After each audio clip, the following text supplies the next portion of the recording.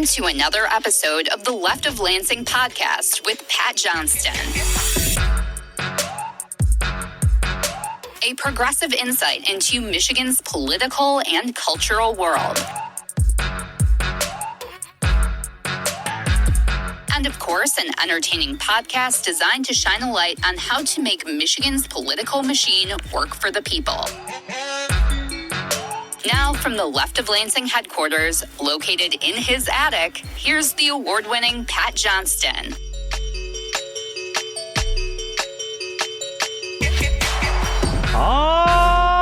Yeah, welcome to another installment of Michigan's premier progressive podcast. I am Pat Johnston, and coming up here in about 10 minutes or so, Delta County Commissioner Kelli van Ginhoven will be joining me. And maybe some of you remember that Kelli visited Left of Lansing a couple of times last year as she helped lead an effort to oust the MAGA majority county commission up there. Delta County is in the UP, and that's where Escanaba is located. And due to some sheer hard work, reaching out and connecting, Ms. van Ginhoven defeated the MAGA chair in a recall election and then months later defeated him again in the general election last year. She's a well-known person in those parts thanks to her numerous roles in local government, local charities, and also as a small business owner. She's also well-known for being a fighter in Delta County. And isn't that what we are trying to find? Fighters for democracy, fighters for the working class. And now Kelli wants to bring that fighting spirit for the working class in Lansing, as she has just announced that she's running for the state Senate seat in the 38th district. That seat is opening up next year as Republican incumbent Ed McBroom is being term limited. So I am looking forward to speaking with our good friend Kelli van Ginhoven on her decision to run for the state Senate seat and how we can all do a better job at courting the rural vote. So stay tuned for that. And in this week's last call, I have to give a little follow-up on the last call that I gave a couple of weeks ago concerning Detroit Mayor and so-called independent gubernatorial candidate Mike Duggan. I heard that Mike is throwing his support towards City Council President Mary Sheffield to become Detroit's next mayor. Not a surprise there, as considering she is the heavy favorite to win that race in less than 3 months. So it's not like Mike Duggan really went on a big limb there. But I am a tad concerned that Ms. Sheffield will then back Mike Duggan, who's not running as a Democrat, but who's running as an independent, more like a Republican, to become Michigan's next governor. Ms. Sheffield once supported Vermont Senator Bernie Sanders' run for the presidency, so I'm not sure how she's going to be able to square that political circle by possibly backing someone who works strictly for and will represent the corporate class. I don't understand that one. No word yet if Mike Duggan, by the way, is throwing that same enthusiastic support for Democratic Socialist Denzel McCampbell for District 7 of the Detroit City Council. McCampbell defeated the disgraced Karen Whitsett in their primary race earlier last month. That was really some of the best election news that we have received in Michigan in quite some time. And we call Whitsett here a disgrace, considering her votes to block women from getting abortion access paid for by Medicaid, and how she worked with MAGA Republicans last year in the State House to block progressive bills from passing during the lame duck session. We can't forget that. Now, certainly, the esteemed Mike Duggan, who is all against gridlock in Lansing, certainly he will announce his support for Denzel McCampbell, who wants polluters to pay for their toxic messes that they leave behind, who wants safe public transportation, and who also wants to fight for those who don't have a voice, like corporate lobbyists tend to have in the higher echelons of government, a place where Mike Duggan resides. So I am looking forward to Mike Duggan's announcement that he is backing Denzel McCampbell to win that District 7 seat. Don't bet on it. I don't think he's really going to make that endorsement. But I will have more to say on Mike Duggan in the last call. leftoflansing@gmail.com is my email. I have to have a quick comment, if you don't mind, on California Governor Gavin Newsom.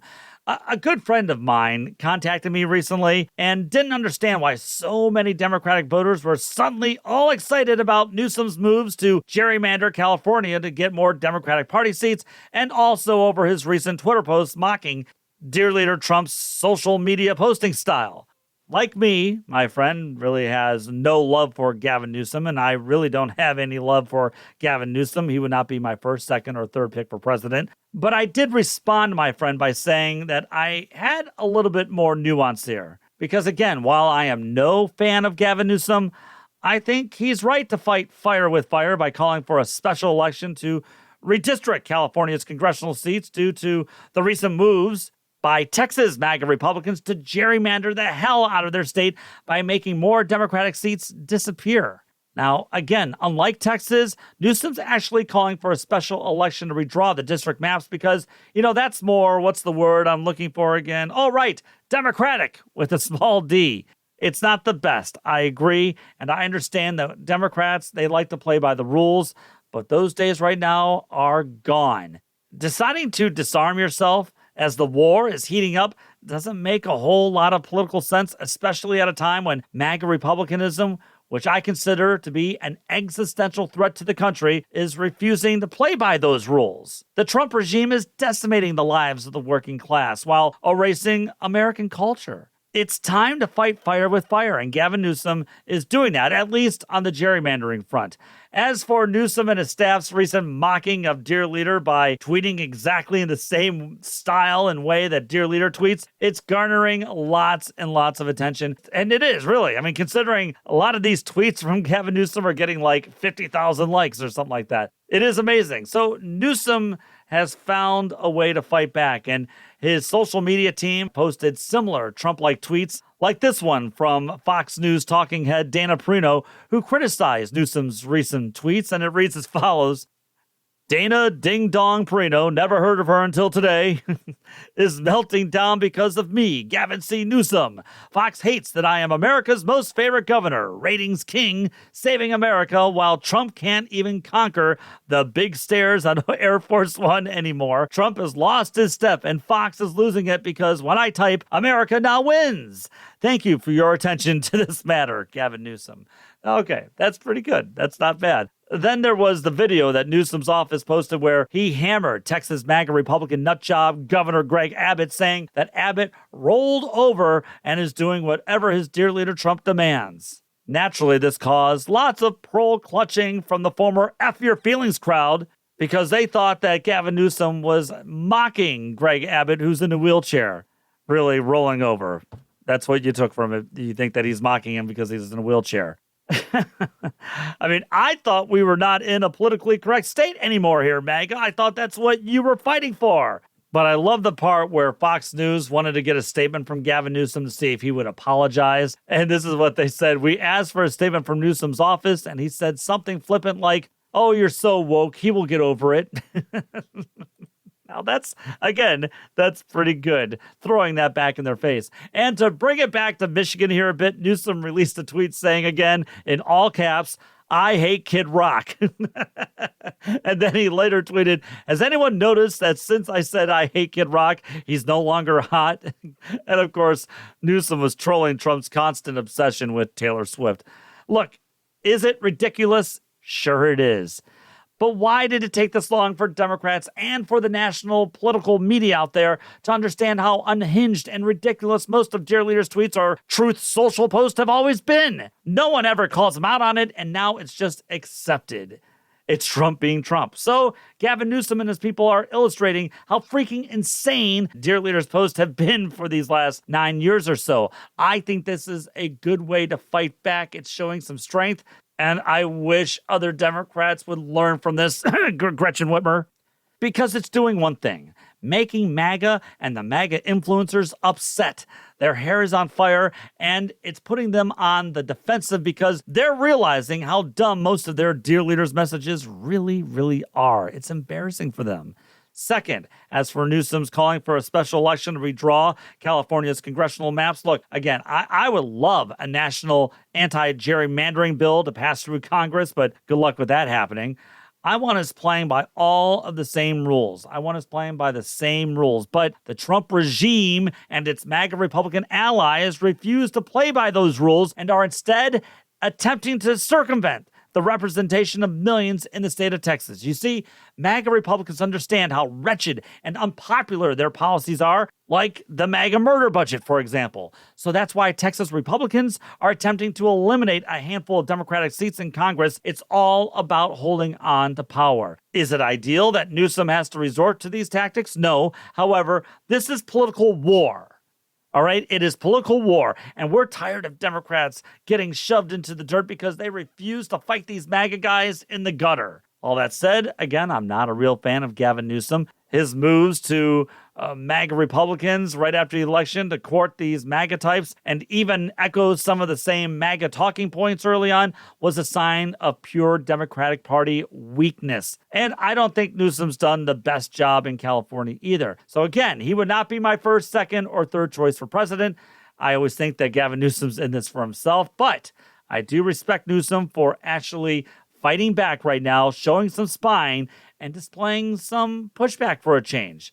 Democrats haven't been doing that since the election, and Newsom figured out how to push back a bit against that Texas gerrymandering, and also he figured out how to push back by ridiculing Dear Leader and his cult followers. So he's showing some fight, unlike, again, our current governor here in Michigan, who's not willing to go toe-to-toe with Dear Leader. And history is not going to look kindly on Governor Whitmer for that. And here's another thing I think is hurting our side. Governor Whitmer is willing to withhold democracy to a large swath of Michiganders. I mean, what am I talking about? Well, you know, everybody, you know what I'm talking about. We have to be consistent here, all right, fellow Left of Lansing listeners, that Governor Whitmer hasn't called for the special election for Michigan's 35th Senate District in Saginaw Bay and Midland counties is, quite frankly and quite honestly, inexcusable.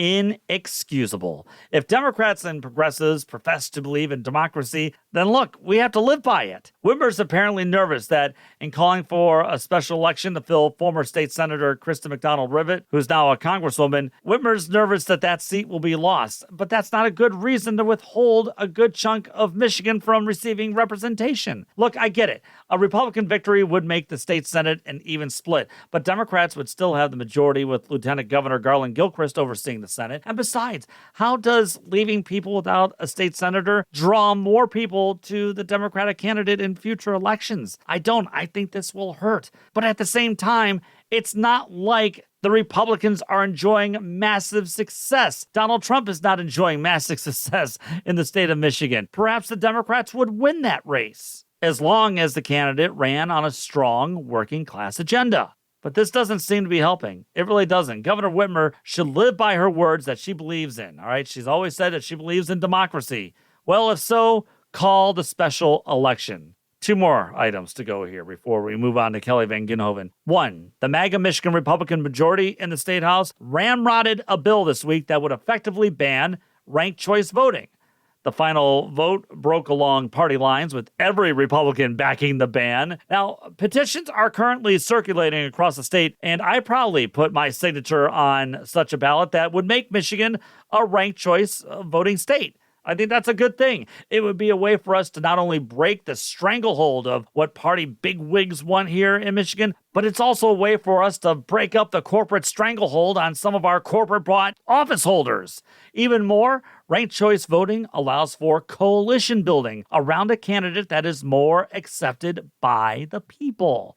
It really does put people first, and that's why MAGA Michigan Republicans are against it. A MAGA Republican state representative named Rachel Smith of Martin complained that ranked choice voting would be too costly and too confusing for voters. She thinks voters out there are dumb. Voting should be easier, according to Smith and her MAGA Republicans, who are at the same time currently trying to make it harder for thousands of people to vote, including women, by requiring proof of citizenship to vote. I mean, this would force women to have to purchase a birth certificate if they lost theirs and took their husband's name. So that's essentially a poll tax. How nice. But Rachel Smith and her MAGA Michigan Republicans cried that ranked choice voting causes confusion and voting irregularities. Okay, now there's no evidence that this would happen, and she didn't present any evidence so she could prove this to be the case. But if MAGA Republicans are against something, that gives you a pretty good indication that it would help the people. MAGA Republicans are always working against the people. And second, schools are opening across the state now, and Man-Baby's State House Speaker Matt Hall and his MAGA Republican majority still have not unveiled an education budget, which was supposed to pass last July. Now, it's no secret Matt Hall is trying to find ways to defund public schools by taking money for schools and putting it into costly road repairs. Now, let me just say this as a quick aside. Rather than just wastefully spending on endless road repairs, we could also be investing, in mass transit and rail, so we don't have as many cars on the road, and that way we wouldn't have to keep repairing roads in perpetuity. But, that would make common sense, I guess. But what also makes common sense is for Matt Hall's MAGA Republicans to get an education budget passed so schools can begin to plan on what to spend on. Like, for example, free breakfast and lunches at public schools. In fact, the Okemos superintendent announced the ending of the free meal program in that district thanks to no new funding from Lansing. Oh, well done, Matt Hall and the MAGA Michigan Republican House. You see, that's the goal, everyone. That's the goal, defunding popular programs in our public schools. That's why they want to get rid of the free meal program. And here's the thing, by having everyone on a level playing field, students won't know who can and cannot afford free meals. It takes away lunch shaming. Besides, it's also saving parents time and money. This is a working class bill. This helps working class parents. It is a pro-life program. The deadline for the budget is fast approaching, and if a budget isn't passed here soon, we could have a government shutdown in the state of Michigan. And I think that's what the MAGA House Republicans want. I mean, they really don't seem to care. It is the chaos that they want. It's always, always, always the chaos. Delta County Commissioner Kelli van Ginhoven fought to end MAGA chaos in her area, and she won. She defeated them. Now, she'd like to bring her expertise. She'd like to bring her passion. She'd like to bring her common sense, and she'd like to bring her working class and small business experience to Lansing by becoming a state senator in that UP Senate district. Kelli's my guest coming up right after these words that you're going to hear from Jessica. You are listening to LOL. This isn't a conservative podcast. We actually believe in freedom here. And we don't lose sleep over solar panels either. It's Left of Lansing with Pat Johnston. Don't forget, we're on YouTube now. Subscribe to us on YouTube or wherever else you get your podcasts. Tell Pat what you think of the show by contacting him at leftoflansing@gmail.com. Now, let's get back to the show with Pat Johnston.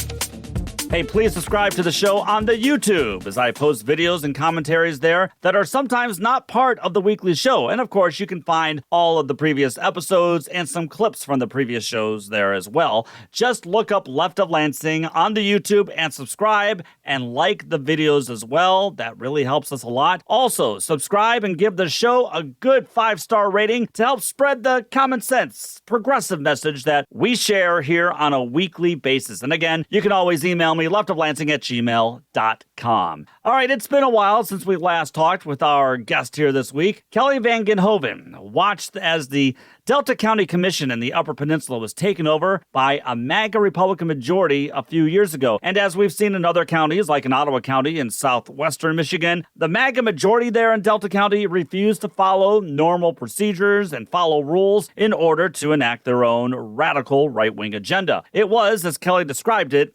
self-induced chaos. And as I always say, that when it comes to MAGA Republicans, chaos is always the primary goal atop the criteria for their so-called MAGA leadership. But through hard work, communication, outreach, and messaging, Kelli was part of a movement in Delta County to change the leadership there and to oust all of those MAGA county commissioners. And despite losing a commissioner race in 2022, Kelli put her name in the ring once again to challenge the MAGA county chair, David Moyle, in a recall election, and she won big. Then she won re-election against Moyle in 2024, a year that wasn't too kind to Democrats. I don't think I have to remind you that. And yet Kelli won in decisive fashion and is now the vice chair of the county commission. But wait, there's more. Commissioner van Ginhoven has now declared her intent to run to become the next state senator of Michigan's 38th district, which pretty much encompasses most of the UP. So I thought it would be a pretty decent time to catch up with Kelli and talk about her decision to run for the state senate. So Kelli van Ginhoven, welcome back to Left of Lansing. How are you doing? I'm doing very well. Thank you for having me back. It's always a pleasure to come and speak to you and your listeners about the movings and shakings that are happening in the UP. So I really appreciate your time. Thank you for having me. Of course. But I am serious here, Kelli. How are you doing? Because I'm wondering why you'd want to get involved in this mess that is known as Lansing politics right now. I mean, you're reading the papers and seeing the stories of how we've got this impasse right now on the state budget and how a government shutdown is looming. Why would you want to leave the idyllic scenery of Escanaba to be part of that kind of scene down there, the chaotic scene down there in Lansing? I want to do more. I go to all of my committee meetings that I'm responsible for attending, and it seems to be that there's always the willingness and the drive to move our county forward. A lot hinges on what happens at the state level. So because I want to be able to move my county and other counties in the UP forward, I decided to throw my hat in the ring. It is an open seat in 2026. Our current state senator, Ed McBroom, is termed out. And so I felt this was the appropriate time. I've worked really, really hard over the last 15 months as a county commissioner here in Delta to get the normalcy back. Like you mentioned in your opening, it was chaos. It was self-induced chaos. Within the last 15 months, we've been able to get our parks department on a great path forward. We have a bright future with our parks. We have a new airport administrator who was our old county administrator. She decided to take the airport on. So everything is back and up and rolling with our airport. It's so good. And then we reinstated our fired administrator. The administrator that was fired that sparked the recall is now back in her rightful position. So I feel like within the last 15 months, I've been able to accomplish so much, and I'll continue to do so. Being able to run for state senate means I'm allowed to retain my county commissioner seat. It's really a win-win situation for me because if I win state senate, great. I'll be able to help Delta County and other counties within the UP. If I don't, I'm able to retain my county commission seat and fulfill the last 2 years of my term. So why not, right? And plus, like my dad always says, I'm a glutton for punishment. So, which was that's kind of where my question was going when I asked you that. I believe you lived in Delta County for most of your life, if I'm correct. That is correct. I did a short stint of 3 years in Europe. My husband's an immigrant. And besides that, I was born and raised and have lived my entire life in Delta County. And representing this county is something I'm very passionate about. By the way, do you live in or around Escanaba? Is that correct? Yeah, actually, I live in downtown Escanaba, right on Ludington Street, on their main street. And I live in an upstairs apartment. I'm a townie now. I was raised in the country. We raised our family in the country. And now I've moved to the city where I feel like I can be more present. And I talk to people all the time. I talk to them at our local grocery store, down at the park in the summer for events. I'm stopping by our DDA office. I love being involved in our community. Since I sold my business in 2024, I've been able to dedicate full time to local county issues and politics, fundraising, things of that nature. You always see me out and about, that's for sure. What was your business? I owned For the Love of Cupcakes. It was a local bakery downtown. I was able to build that up just from a small, doing it out of my house as a hobby, all the way to becoming a small business owner on Ludington Street, opening the business. I ran it for over a decade, and then I sold it off to the new owners, greatly so that I was able to focus 100% on local politics. And now I want to be focused on state politics as well. Absolutely. Well, what did you learn through your time being a small business owner? Well, every job that I've worked has been a customer service type job or, a person-to-person interaction job. I tell people all the time, I might not have a fancy law degree, which you see a lot of local politicians have or state politicians have, but I've worked down in the dirt with people. I've built my business from the ground up. I used to pump gas at a gas station. I was a cashier at a major retailer. I've worked at a local credit union. I've worked my way up, but every single step of the way, I've done it 100% and given 100%.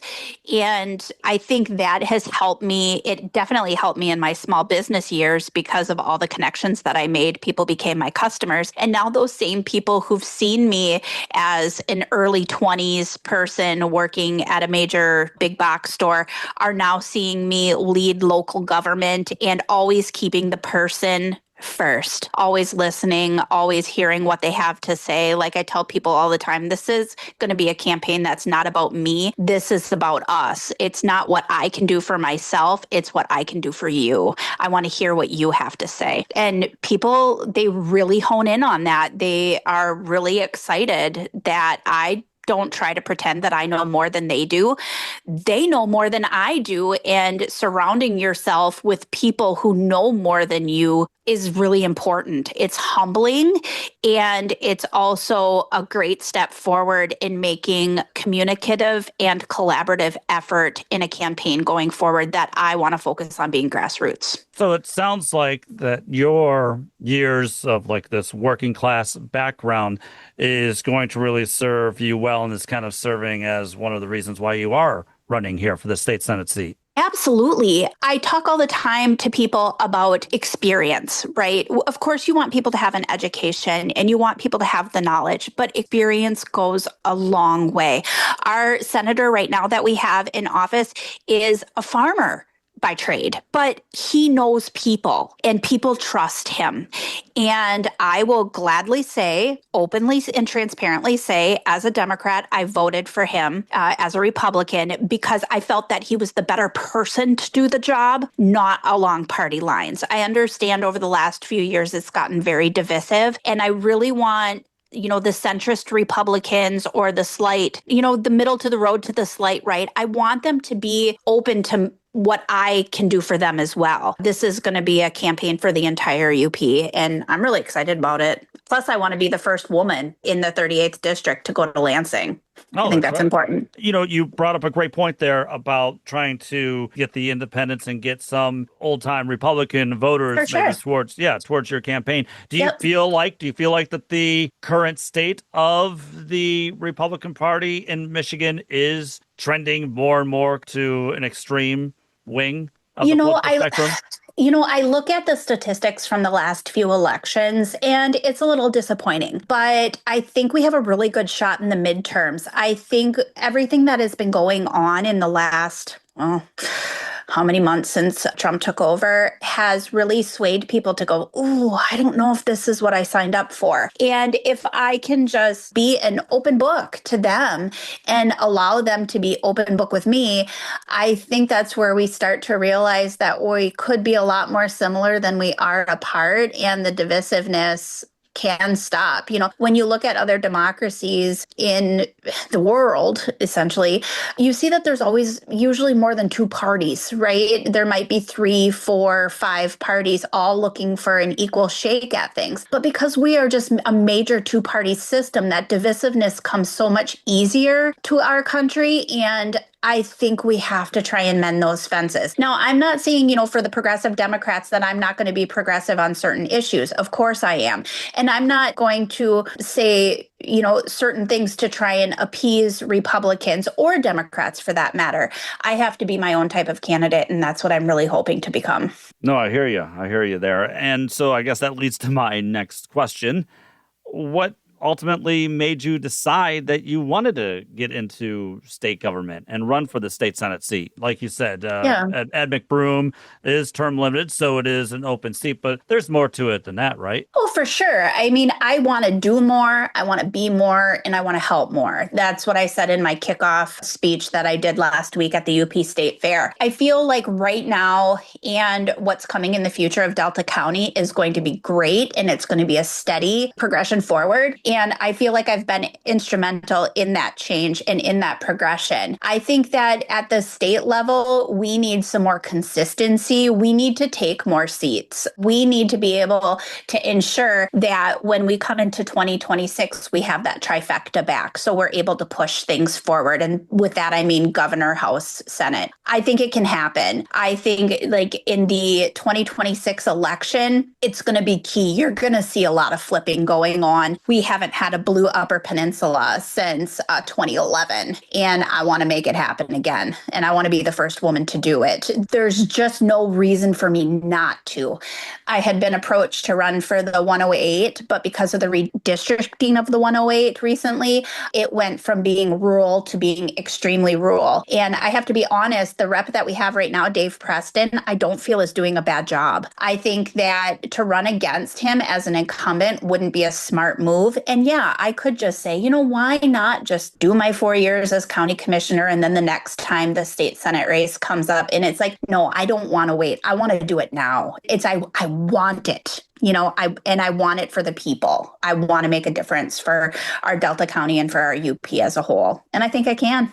I know I can. All right, Kelli van Ginhoven is my guest here this week. Kelli, a Bridge, Michigan article about fentanyl hitting the state of Michigan, especially rural Michigan, was released recently. And as you know, you were quoted in the article illustrating some of the immediate and also societal and systemic problems causing drug-related deaths and arrests in rural Michigan and in your area. And I'm just reading from the article because you painted a stark and I think truthful picture here when you said that about 75% of the inmates in the Delta County Correctional Facility are those with drug-related charges or have drug addictions. And then from the story, you said medical costs at the jail have been skyrocketing because of it. And Bridge, Michigan continued by saying that the county spent $560,000 on jail medical bills in 2024, overwhelmingly for drug treatment. And then the story continues by quoting you. In our highly conservative area, you said, we brush things under the rug. We don't talk about our problems. It goes to a long history of issues. And you continued, Youpers like their beer, and alcoholism is part of our bloodlines, and it's part of our culture. A lot of our kids, unless they go to college, they end up working at Meijer and getting pregnant or doing drugs. It's just a cycle. Look, I believe since you served on the Delta County Opioid Task Force that you've seen how this epidemic has devastated your community. Is this also this sense of, I guess, a lack of opportunity? Is this one of the driving forces, this lack of opportunity that you were describing? Is this one of the driving forces as to why you decided to run? Absolutely. After that Bridge, Michigan article came out, I received a lot of flack in the media for what I said. And I said, it is not my job to say what people want to hear. It's my job to say the truth.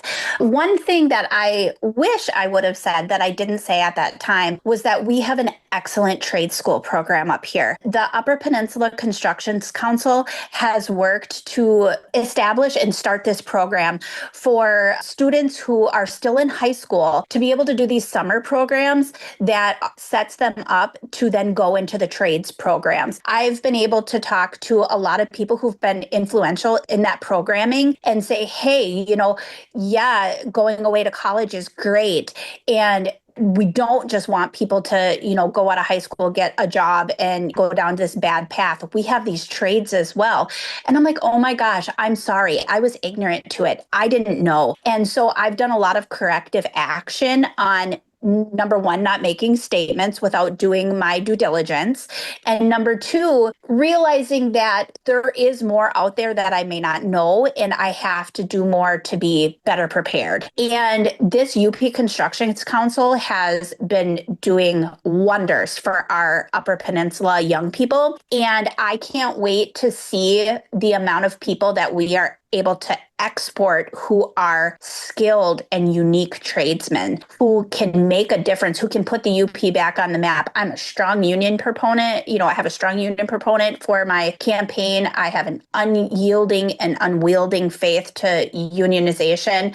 My entire family is union workers. And yes, it is a stark picture with this drug addiction issue that we have going on with fentanyl. We have a mental health issue. It is a crisis. And we have to be able to figure these things out. I've been attending a lot of conferences and trying to work with our local law enforcement to come up with a plan for diversion instead of incarceration. It's a process, but those 3 young people dying was a travesty.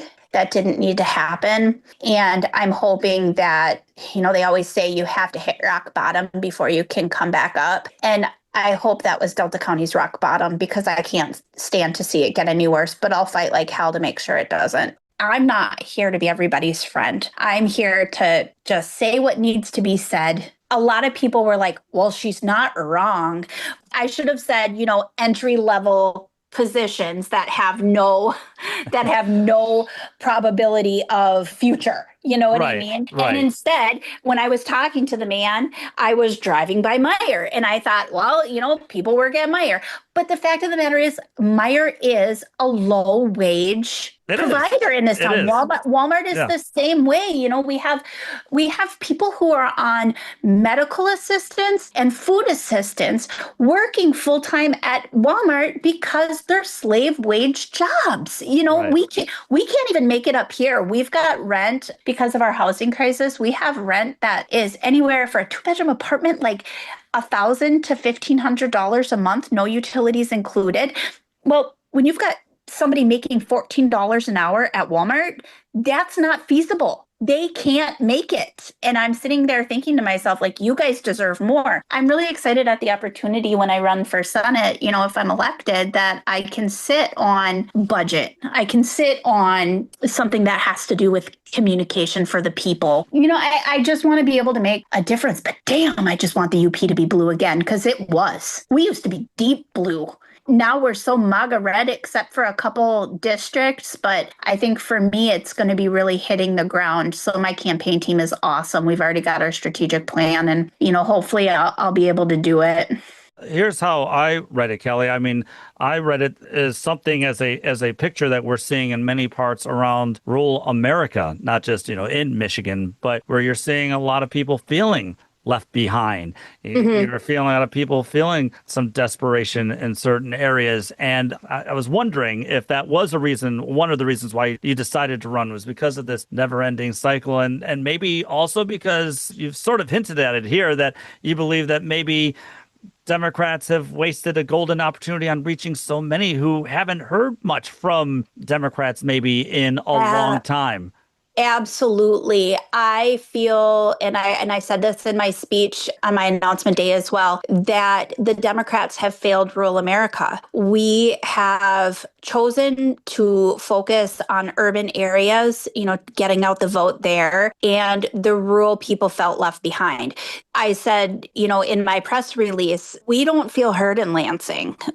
We feel that our state and federal leaders in the state of Michigan come up twice a year, once for a winter event, once for the UP State Fair, and then we never see them again. About 4 months ago, I drove down to U.S. Senator Slotkin's Detroit office opening, and 90% of the people that I talked to there had never crossed the bridge and come to the UP. And I'm like, well, that's disappointing. And after Senator Slotkin got done with her speech, I raced over to her before anybody else could get her. I said, I just need 30 seconds of your time.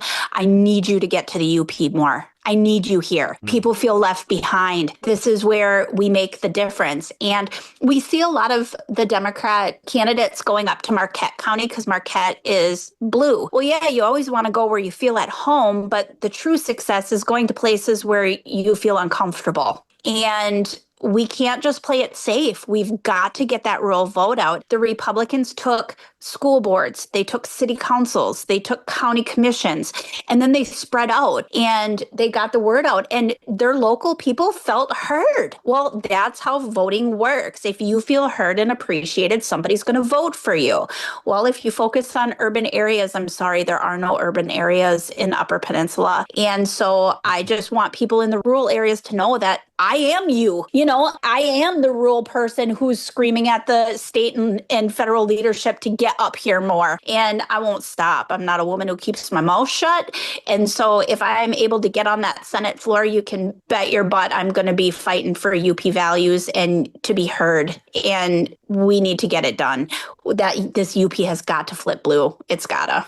If you don't mind, Kelly, I would like to read this little passage here from an essay by Jess Piper. She's a rural progressive activist in Missouri, and she wrote this latest essay in her Substack called View from Rural Missouri. I want to read this because it's something that you've kind of echoed a little bit already here, and you've echoed it in the past here on the show. And I've heard other rural Michiganders who don't ascribe to what MAGA Republicans are doing in the state and across the country say here. So let me just read this real quick and then maybe get your take on it. Ms. Piper writes, You can't break the Trump cult, but they are the minority. Nothing he has done or will do will break his hold on them, but we outnumber them by the millions.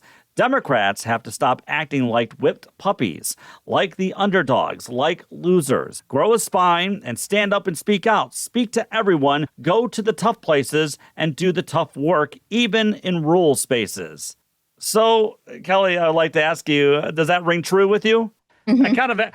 It's just coincidental because I was going to read that little part to you, but then you were basically echoing the exact same sentiment just moments ago. Yeah, and we just need to say it over and over again. I tell people that I talk to, be truth tellers, right? Like, we can't help what the MAGA people put out as lies and misinformation. Like, we can't stop that from happening in today's society, but what we can do is call out the lies. And I have told people, take to the podium at city council meetings, even when you're uncomfortable, even when you're so nervous, because when you do, somebody's going to walk up to you and say, thank you for saying what I wanted to say or what I couldn't say. And thank you for doing what I can't do, because it's inspirational. You know, people want to be inspired. People want to hear the truth, and they hear it and they're like, oh, thank God somebody is saying it. And you just got to be the person who says it. It's kind of like Ruth Bader Ginsburg says, you know, speak even when your voice quivers or shakes, or what exactly the quote is. I don't know offhand. I'm sorry. But, you know, you have to be truth teller, and you got to do it over and over. We're Democrats. We tell the truth. Right. And so the Trump MAGA cult, you know, when people say it can't be broken or they won't believe you, maybe that's not true. Maybe that's not true. Maybe we can. We'll have to wait and see, because I saw it with a person at the UP State Fair. I was at the booth, and we had quite a contentious fallout on social media in 2020. And he came up to me and he said, you know, you're always kind, you're always waving, you always say hello to me. He goes, what I did to you and said to you, it probably wasn't good. And I go, no, it actually really hurt my feelings. It wasn't true. And he goes, yeah, I've calmed down a lot since then. What I'm finding is that, you know, Republicans and Democrats aren't really that different. And I'm like, I can't believe I'm hearing this right now. I need to record this somewhere, because I'm like, I didn't think it could be done, you know. But I think reflection, and I think if you're open to reflection and you're open to change, who knows, maybe it could happen. Right? Well, yeah, right. And, you know, we've been spending time here talking about where Democrats have been falling short. Well, let's not forget that Republicans are failing miserably if you're looking at the polls for them as well, which is why there have to be some people out there who are saying, you know, I didn't exactly vote for this. I didn't exactly vote for that. For instance, the so-called big, beautiful bill. I mean, it's something that we've talked about here many times on this podcast. I mean, this is going to devastate thousands of rural Michiganders relying on Medicaid and on food assistance. Yeah. And it's also going to decimate, you know, a lot of rural hospitals as well. I mean, I understand that you are just running as a state senator, and obviously you wouldn't have been able to do anything when it comes to that bill, but still the ramifications of that bill and how it's going to, as being reported, it's going to blow about a $1 billion hole in our state budget for the next year. How would that impact areas such as yours? It is a severe impact. I sat at our Upper Peninsula Association of County Commissioners meeting a few months ago, and we had members of the Upper Peninsula Health Plan of our North Care Network, which handles mental health, Dickinson County Schoolcraft Memorial Hospital CEO, and we did presentations on the impacts of this big, beautiful bill and Medicaid cuts, what it would mean for our rural hospitals. And of course, it's not just the people who are going to lose their health care. It's about the people who work at the hospitals who are now not going to be able to service these people. Therefore, the funding's not coming in. Therefore, they might lose their job. It's the people who are now going to have to reapply for benefits every 6 months where they might not have the mental capability to handle those things. It's the workers who are going to have to fill out this paperwork every 6 months. The amount of paperwork is going to be so inundating. And that's what they want. They want it to be so difficult that you don't even try, right? And then they feel like they're saving money. And it's so unfortunate. And this goes to people are going to become more desperate if they're not getting health care they need. need, if they're not getting the assistance they need through food assistance, if they're not getting their basic needs met, you would see that crime rates would go up. And then that'll impact our jail. And then we're dealing with higher inmate totals. And then you're dealing with having to pay for their health care. It's all encompassing. And I just call it the awful no good bill. There isn't anything in it that I would say, wow, that's a really great idea. I've sat in some virtual town halls with Senator Alyssa Slotkin. She's been very good about being very black and white about these are the dates you need to watch for.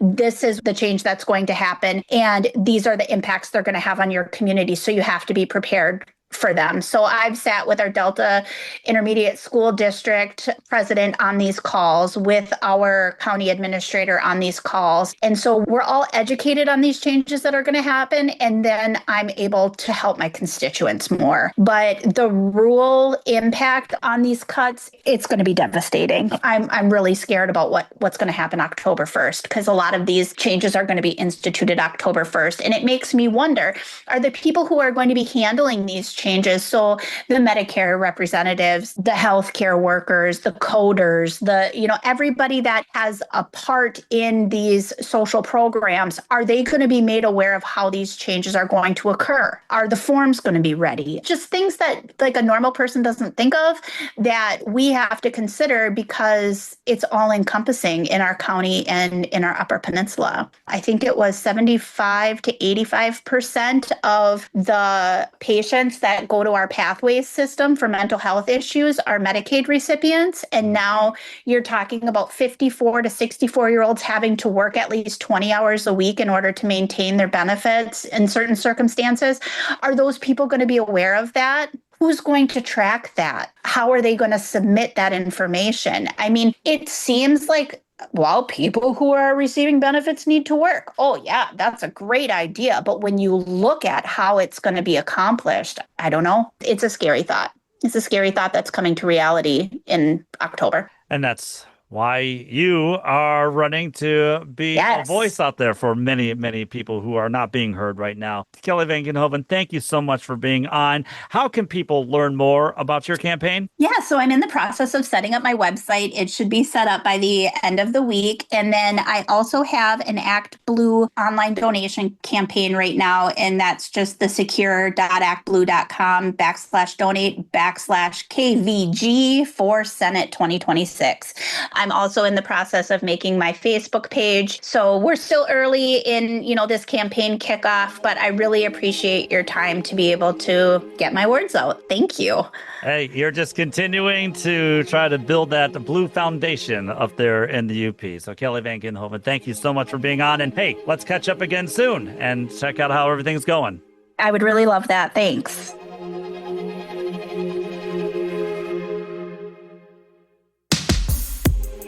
It's progressivism with passion. It's the Left of Lansing podcast, where Pat shines a light on Michigan's progressive movement. Contact Pat at leftoflansing@gmail.com.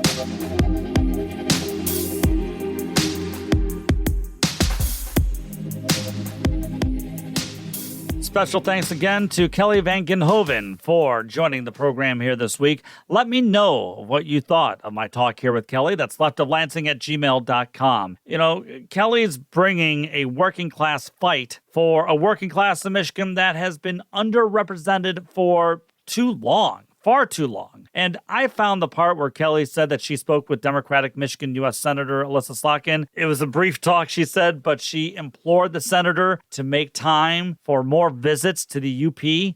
Again, for too long, Democrats have ceded ground to these MAGA radicals, and working class families are hurting because of that. It's time to make some changes here and to pay attention to the working class in rural parts around the state. That will pay dividends in the long run, both economically and especially electorally. I'll put links to Kelli's Facebook page and also to her Act Blue page if you'd like to send a donation her way. It's not going to be an easy fight there for Kelli in that state Senate race, but she is providing a presence in that district. And as you just heard, you can understand why so many listen to her and also respect Kelli van Ginhoven up there in Delta County. Time now for the Left of Lansing last call. A couple of weeks ago, I talked about how Detroit Mayor Mike Duggan's independent run to become Michigan's next governor isn't all that independent considering all of the big-time donations he's receiving from Michigan MAGA Republican types. And he's even receiving money from former Republican governor, the so-called nerd Rick Snyder's former aides who were part of the Flint water crisis cover-up. So Mike Duggan's got the support from those who participated in the covering up of our state government's poisoning of Flint. Isn't that just awesome? But after that Detroit Metro Times story broke over how Mike Duggan's receiving large sums of cash from MAGA Republicans, did Mike Duggan run away from it? No, he embraced it. Here was a post that Mike Duggan's campaign released a couple of weeks ago where Duggan criticized MAGA Republicans. Oh, wait, no, not MAGA Republicans. Sorry, no. He decided to go all in on criticizing Democrats. Listen to this. I raised more money for Michigan than all three Democratic candidates put together. We had an endorsement of 160 African-American ministers for my campaign, pretty much every prominent minister in southeastern Michigan, which caused the Democratic Party to have major heart failure. And then many of the Democratic unions, the carpenters, the plumbers, the restaurant and casino workers, traditional Democratic groups have all come on board in my campaign. And the Democratic support is crumbling for them. And I know they're a little upset, but people are fed up with this Democratic Party in Michigan. They're just they only care about two things. They hate the Republicans in general, and they hate Donald Trump in particular, and they don't stand for anything else. And a lot of people are deciding they've had enough of it. Oh, okay, that's interesting. Now, I know a lot of establishment Democrats who have, through the years, lost their collective minds when Bernie Sanders criticized Democrats for being beholden to corporate interest. So I'm wondering how many Democrats now are losing their minds over Mike Duggan? I mean, he is criticizing Democrats all of the time. And he wants everyone to know that he is taking money from MAGA Republican donors. And this is something I don't understand. Some state Democratic office holders are throwing their support towards Mike Duggan, and that's a twofold problem, in my opinion.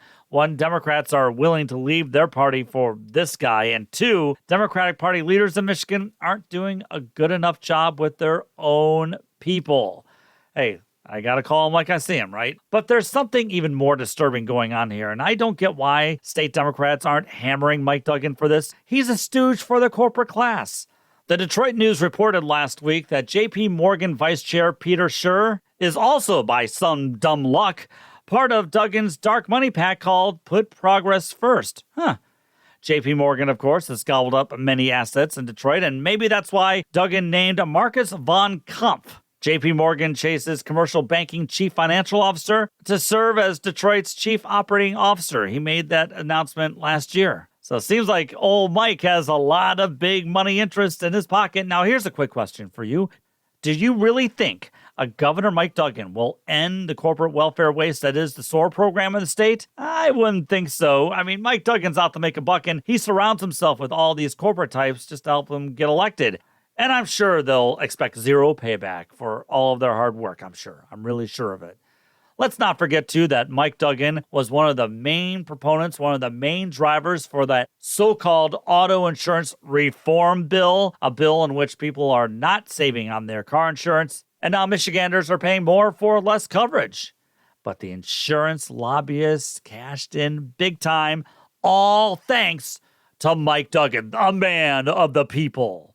Now, if you're Democrats Jocelyn Benson or Lieutenant Governor Garland Gilchrist, what the hell are you guys doing with your own campaigns? I'm really wondering. I mean, maybe running on a pro-working class agenda, a populist agenda, and also a democracy agenda. Maybe that would be a way to paint a contrast between you and Mike Duggan? I mean, I don't know. I'm just spitballing here, but maybe you should ask him if he supports the MAGA Republican anti-public school agenda in Michigan, or the MAGA murder budget, which will decimate Michigan in countless ways, or how MAGA Republicans have turned more and more towards authoritarianism. Is Mike Duggan really all about those aspects of the Republican Party?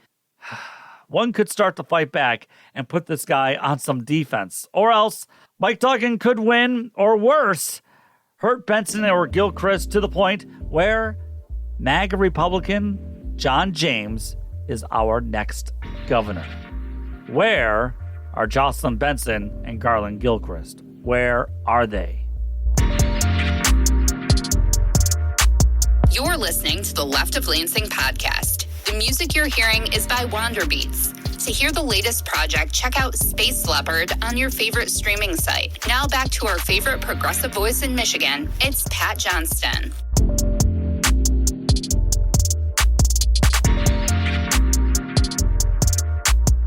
Well, that's going to do it for this edition of the Left of Lansing. I just like to say a quick word to a friend of this podcast and who's also a strong progressive voice in Lansing, and that's Democratic State Representative Betsy Coffia from Traverse City. As many of you know, Representative Coffia announced recently that she underwent surgery for a reoccurrence of a benign brain tumor and also for a rare form of cancer. Coffia said that the surgeries were a success and that she's focusing on her recovery. But Representative Coffia also posted the other day of the difficulties she had to experience in obtaining much-needed pain medication thanks to roadblocks set up by Blue Cross and Blue Shield of Michigan. It shouldn't be that way, everybody, not in the United States of America. It should not be that way for people just to get their medication in an easy and affordable way. Our thoughts are with Representative Coffia, and we wish her nothing but the best. Also, insurance companies suck. Special thanks to future State Senator Kelli van Ginhoven on being on the show this week. I can't believe that football season is starting across the state and that college football is starting next week. What? Well, here's one thing, though. It is going to feel like football weather a little bit next week, it appears. One more thing. Rest in peace to actor Terrence Stamp, who will forever be, in my humble opinion, one of the greatest superhero villains ever as General Zod in Superman, Kneel Before Zod, and who also played, I guess, the good billionaire in Wall Street. So rest in peace to Terrence Stamp. Until next time, remember, take the battle to them. Thank you, Michigan. The Left of Lansing podcast was produced by Pat Johnston, written by Pat Johnston, researched by Pat Johnston, edited by Pat Johnston, and hosted by, yes, Pat Johnston. Technical assistance by Dr. Heather. And thanks to our good friend Kirsten for the awesome podcast logo. Remember to visit leftoflansing.com for more news and information. Thanks again for listening to the Left of Lansing podcast.